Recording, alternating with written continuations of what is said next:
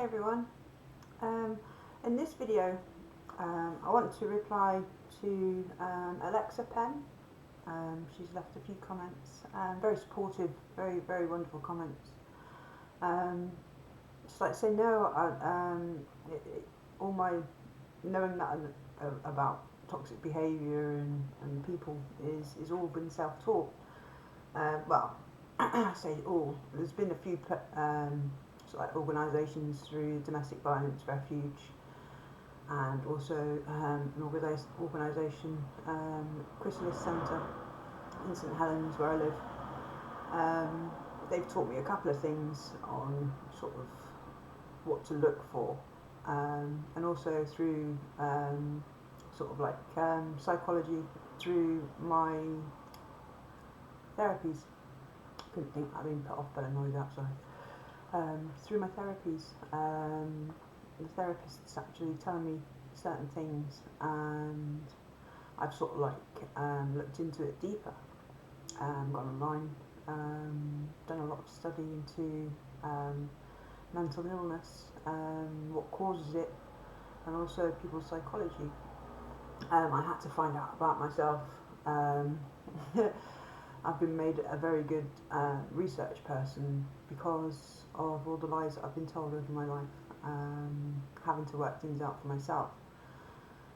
So yeah, it's made me a very inquisitive person. I mean, I think I've always had the brain power there, but it's just been subdued with all the abuse, really, to be able to develop properly.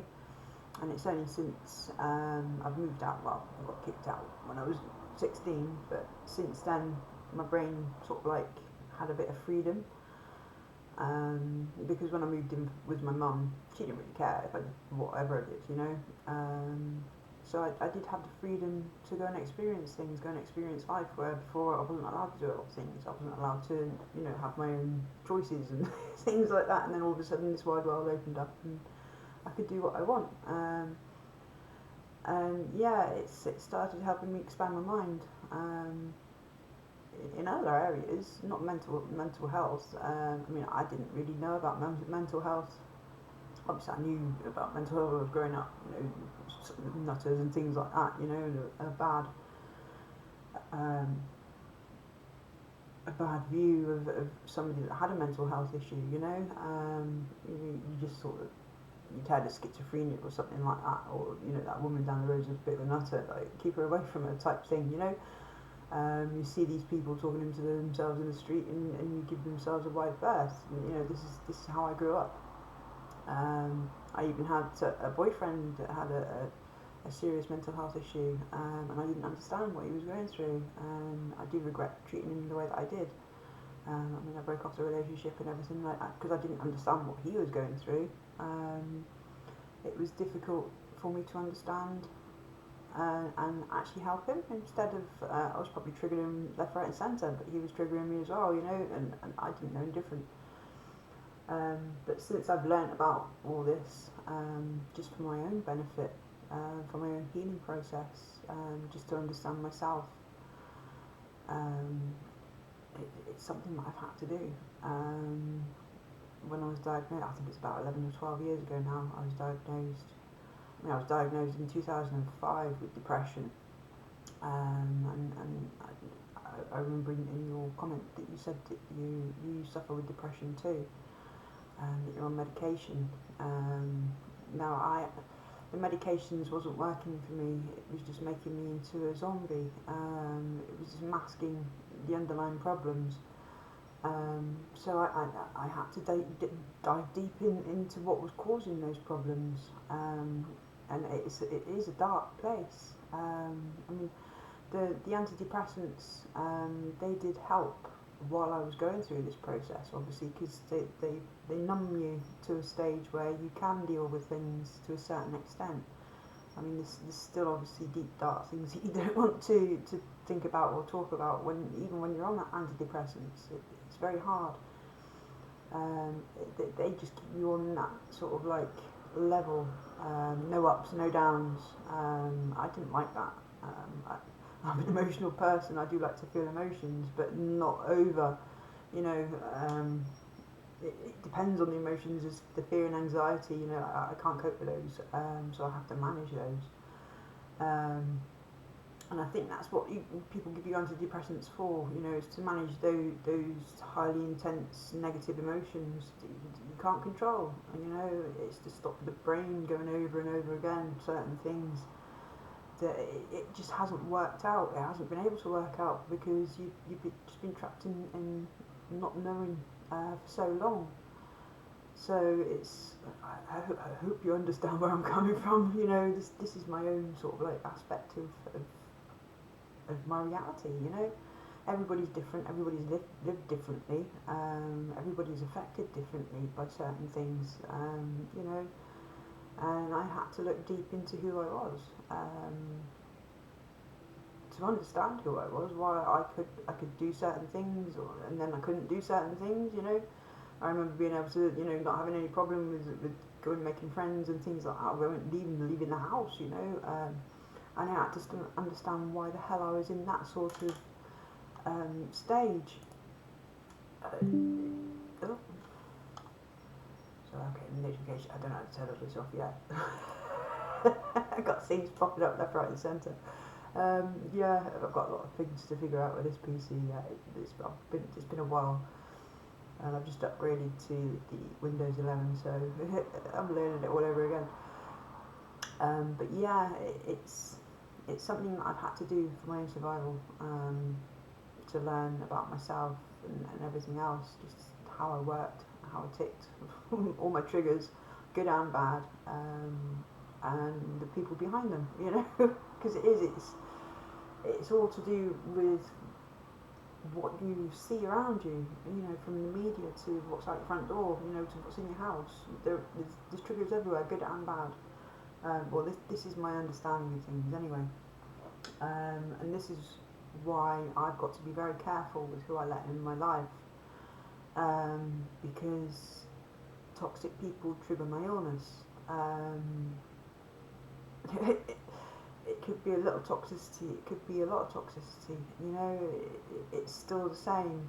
Unfortunately, my hypervigilance from being abused as a kid, it can kick in an instant, you know, it's horrible, it really is, but it's my body thinking that I'm in danger. So I've had to learn all of this, how to cope with it without using the medications, because I like being who I am without the medications. You know, I'm a happy-go-lucky person. You know, I do get emotional. I'm an empath. You know, it's I sympathise with people. I feel when they're angry. I feel when they're pissed off. I feel when they're sad. I feel when they're happy. You know. To me, I've put it down as a defence mechanism when I was a kid. I had to judge who people were, what their moods were, you know, even just by a glance, certain facial expressions, certain way they pronounce words or something like that, you know. I had to figure it out very early to keep safe, to make sure I could keep the safest as I could. I mean, there was times where it didn't matter, you know, I couldn't escape it, and when you're a kid you haven't got that option, and I had to work with my inner child basically. This is what the last therapist I went to see, he was a beautiful man, he asked me to work with my inner child because I was still having problems with panic attacks and anxiety and things like that, not being able to open the door to people, you know, not contacting people, not being able to talk. Feeling panic, feeling like a terrified child all the time. So yeah, he told me to work with my inner child, and try and just, you know, like, imagine you've got you as a kid, you could take it out of your body and put it in front of you, you know, and being an adult, how would you treat that child, you know? What would you say to it now, you know, what would you say to you as a child, you know, to make the situation better?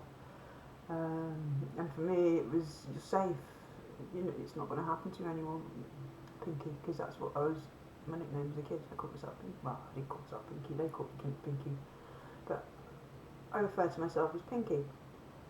And I think this is where disassociation comes into things. Disassociation identity disorder, where you get separate personalities. It's not split personality, it's a completely separate one. And this is where I think, this is where I have it, because these personalities come up at certain times, under certain different stresses, certain different triggers. So yeah, I have to deal with them individually, talk to them like I'm their parent. It seems quite weird. I mean, it's the me that's been able to cope with everything and do things, because there's been stages in my life where I've been able to do things and other stages where I haven't, you know, and this is where I thought, what's going on? Why can't I do this? I used to be able to do this.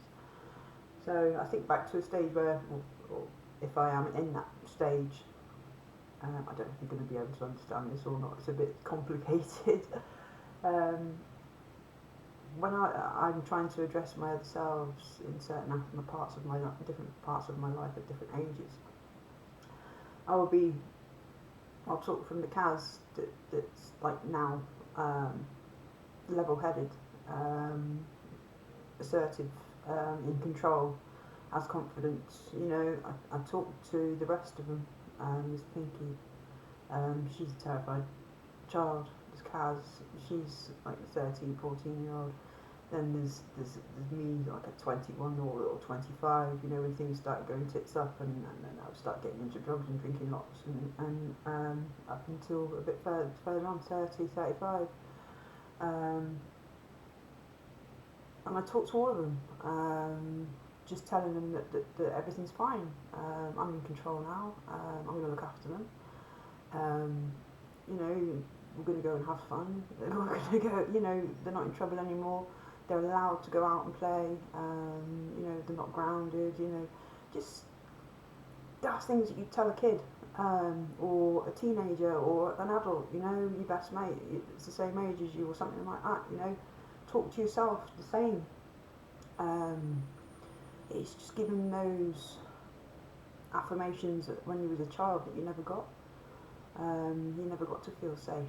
You never got to go out and play because you've been a good child, you know. You never got rewarded with sweeties and things like that, you know, or very rare occasions. But that was from the nice people. The other people, it was no, you know, you've been naughty, go to bed, you know, you're not allowed to play, you know, you're not allowed to go see this person, you're not allowed to play with those toys, you know, that sort of thing. It all has an impact, a big impact, well, on me it had, very much so. And it was understanding all of that that's helped me move forward. You know, but like I say, yeah, I've had no schooling properly. I've had no college training or university or anything like that. I would love to. My life's not been in the right sort of situation to put me through that sort of thing, but it's getting there now. Things moving forward gradually, day by day, week by week. In so much of a different place now, you know. I've seen the light. I've moved forward. Yeah. Don't go into the light, Karen. No, yeah. I've gone into the light. No, it's well worth it.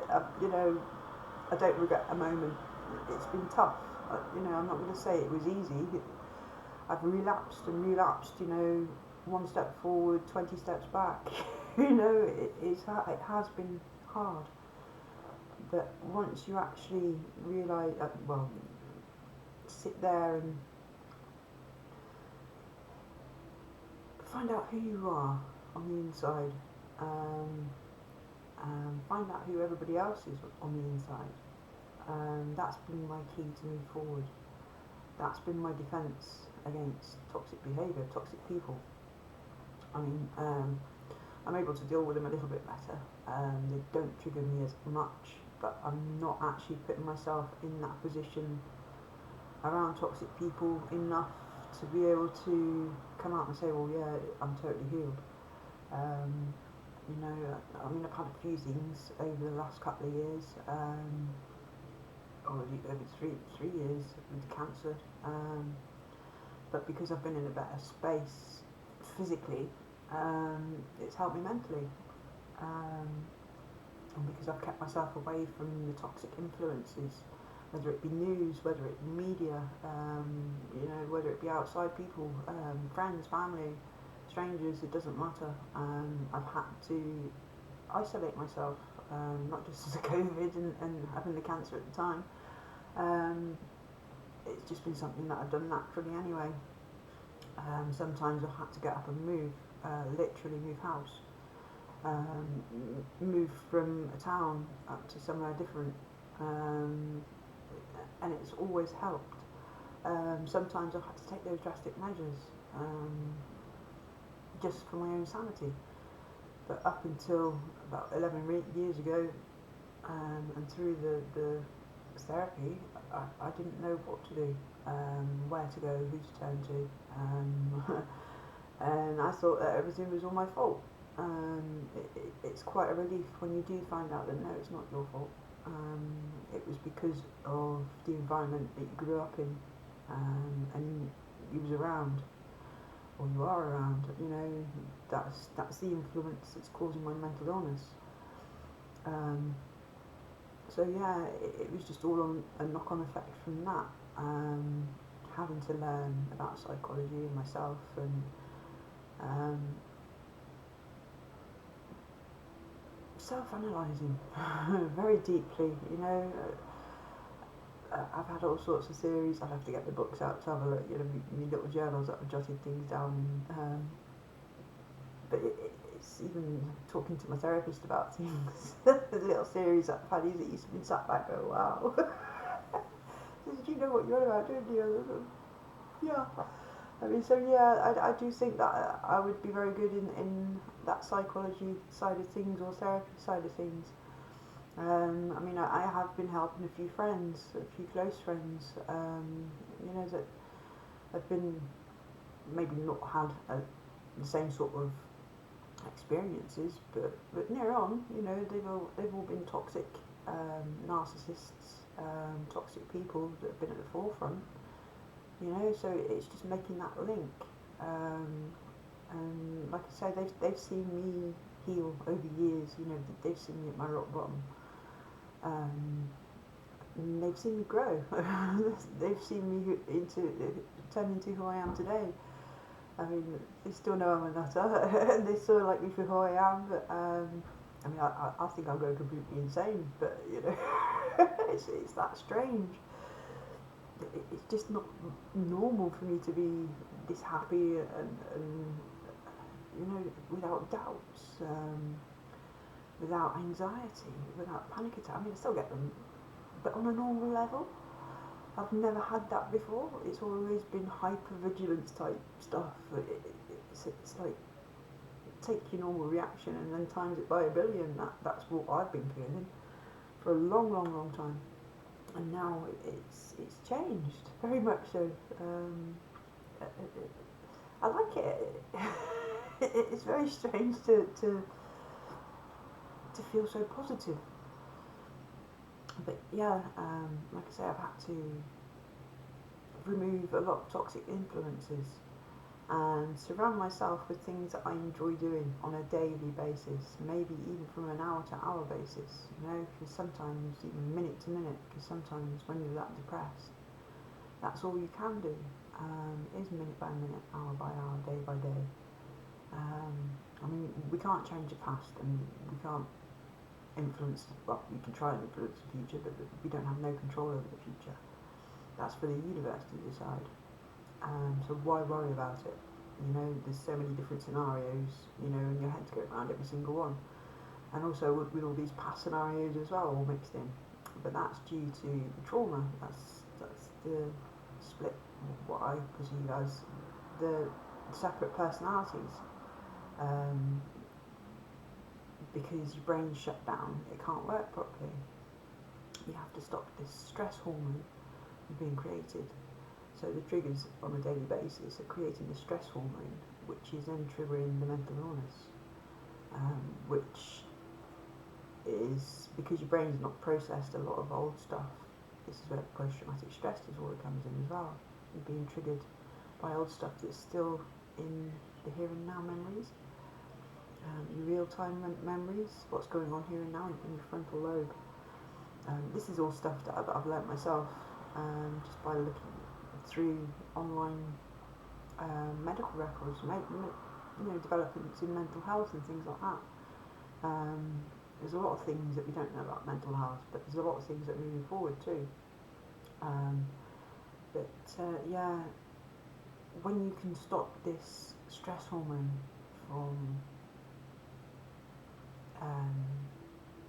affecting your brain, affecting the information basically from what you see, what you hear, what you taste, what you smell, it stops that from going and being processed in the back of your brain.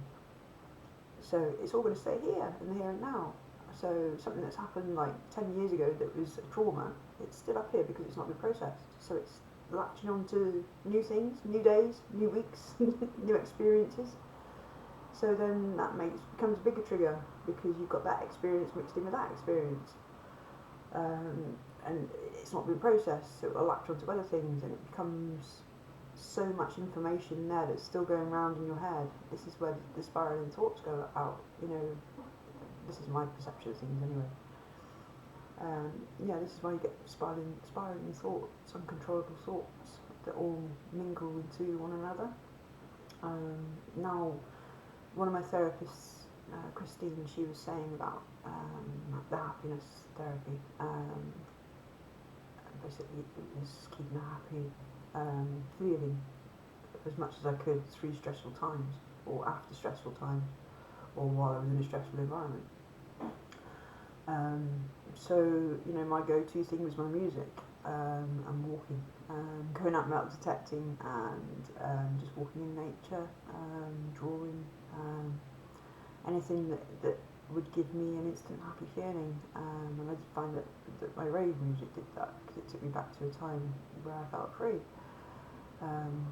Back when I moved in with my mum and she didn't really care, that's where I first experienced rave music, and the freedom and the love from all of that. It was just amazing, There was no violence. You didn't feel alienated.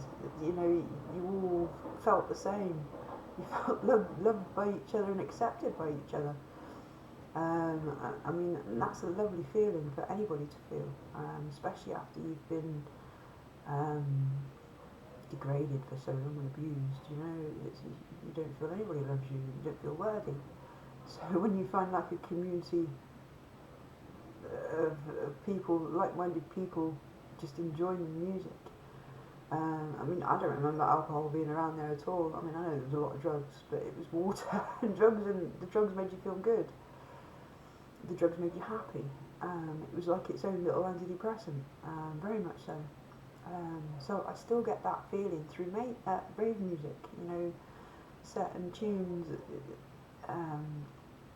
they tingle my brain, they send a whole goosebumps all down my body, and that's your brain rewarding you for being happy.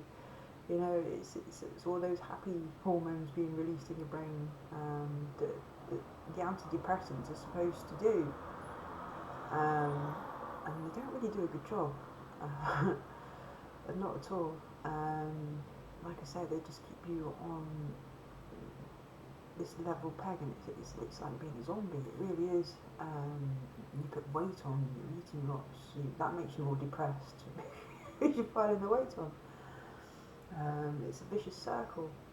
Well, for me it was anyway. And I had back problems, and it made them worse, and it made me even more depressed, and I wouldn't go outside, and blah blah blah. It's a spiraling thing. But when you can, because you wake up in the morning and you think, oh God, not another day,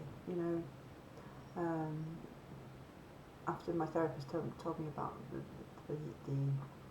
trying to elevate my emotions, if I woke up of a day like that, the first thing I'd do is I'd put the most uplifting tune on that I could possibly find, turn it up to high volume, and I can't do anything but dance and feel happy.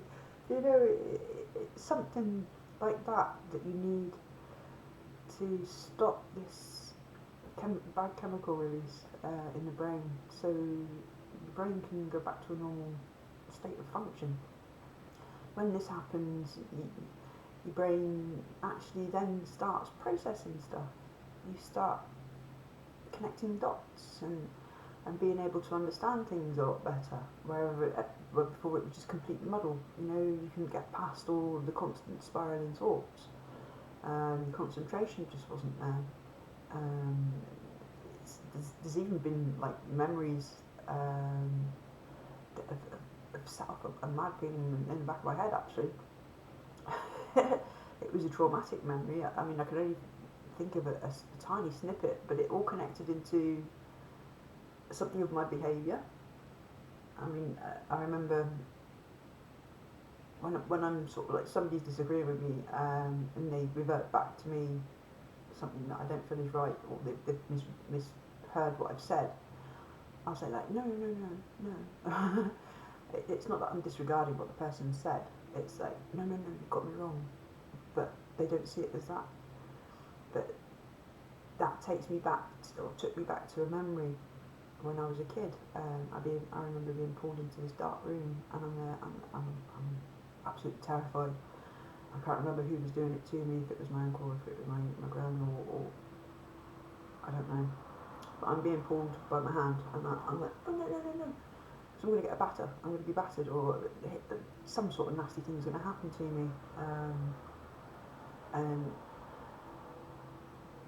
at the time, I didn't think I'd done anything wrong. And I've lost my train of thought now. Oh yes, that memory. Here we go. See,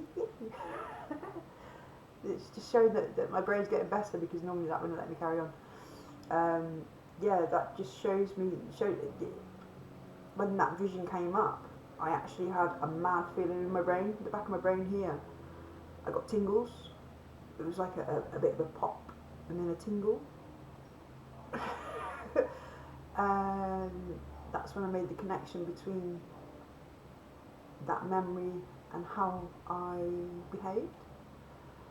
It was probably weird, but it was good. It really was good.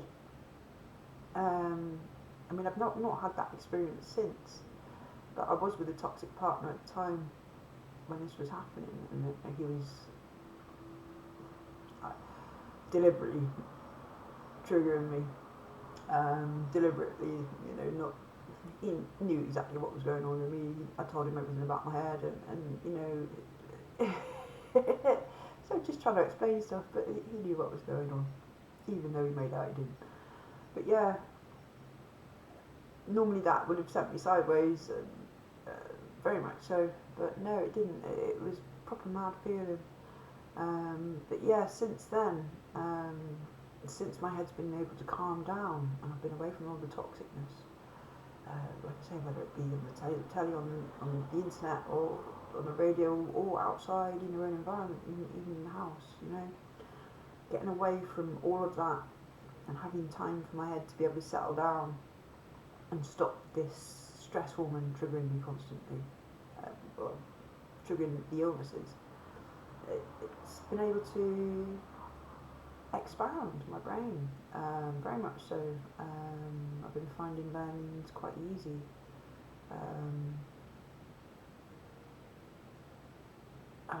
My interests, like I say, with space and everything.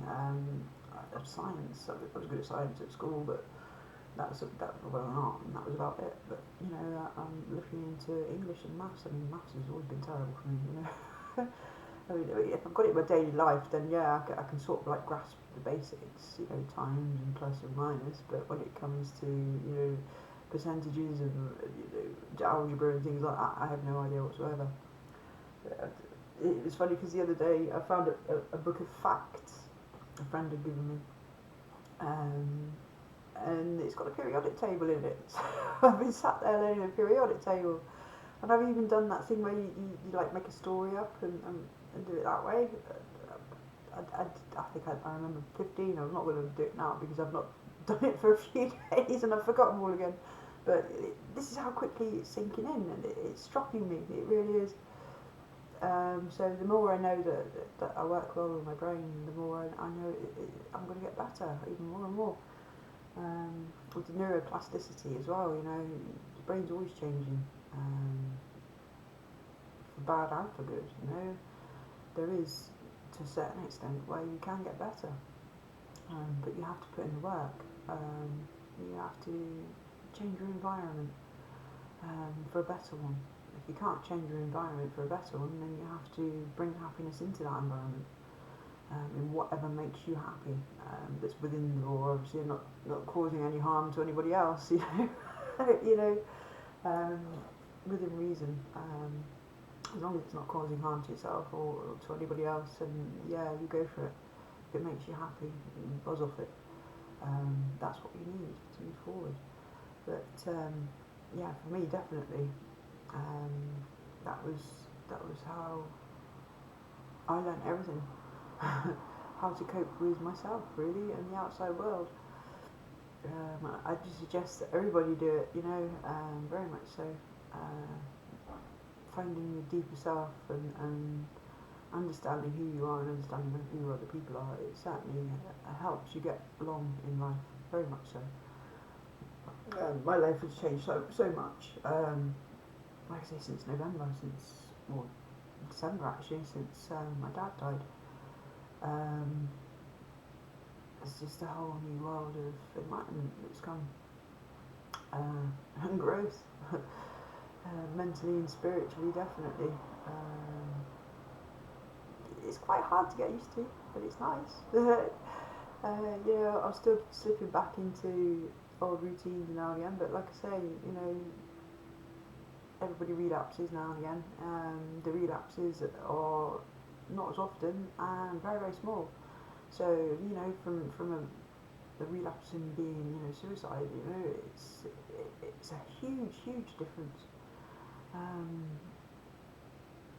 And I know that, you know, other people that I've talked to and that have seen me change, you know, they're putting things into practice as well. You know, the same sorts of thinking and acting, and I'm seeing them move forward. You know, it's so good. It really is to see people heal, just through something I've learnt myself. And it's people that you care about as well. And it's just brilliant to see the smile on the face, to hear the joy in the voice, even when you see you type on Facebook or whatever, and you see the messages come up and the memes that they're sharing. It's so wonderful to see the happiness, the peace, feeling at ease with themselves and their environment and who they are. You know, they're allowed to be who they are, you know, and they're embracing it, and it's great. And I do recommend that everybody do it. I really do. Anyway, I've waffled on. I think my cat was snoring then. No. My cat was snoring then. I'm sure I'll catch her again. But she's she's lovely, my little pussycat's happy. Anyway, I'm going to start waffling on. Oh look, 33 minutes. Yeah, this seems to be a lot easier on the PC anyway. You'll be able to talk a lot more in depth about lots of things. Myself, and other people. But yeah, thank you everybody for all your lovely comments, your support. It's just amazing for me and for each other. I couldn't ask for anything better. But yeah, this channel is for people like us to feel safe, and be able to share our experiences. Put music up there. Share a bit of cafe pasta. Yeah, right, I'll stop waffling now. Thank you all for your subscriptions, shares, likes and comments. If there's anybody out there that you feel might benefit from my channel, please feel free to share, but like I say, do it safely. Don't just tag them in something, just share it onto your newsfeed, and so they can make up their own minds whether to click on them or not. But yeah, hopefully, while I help myself, we all help each other, and we can all start healing. moving forward. It'd be amazing. It really would. It would be nice to actually, if there's people out there that are watching this, to share their hints and tips on how to heal, how they cope daily. Because obviously everybody's different, you know, not everybody likes rave music. Some people like that. Well, I'm not just into rave music, I'm into all sorts of music, especially the sound frequencies, which has been another good way for healing. Sound frequencies, brain frequencies, you get your brain buzzing. You can't get the happiness in your surroundings, get the earphones in your ears and get some of those sound frequencies buzzing in your brain instead. That does just as good, definitely. So yes, I shall say goodbye now. I've waffled on a lot. Thank you very much and goodbye. See you again soon.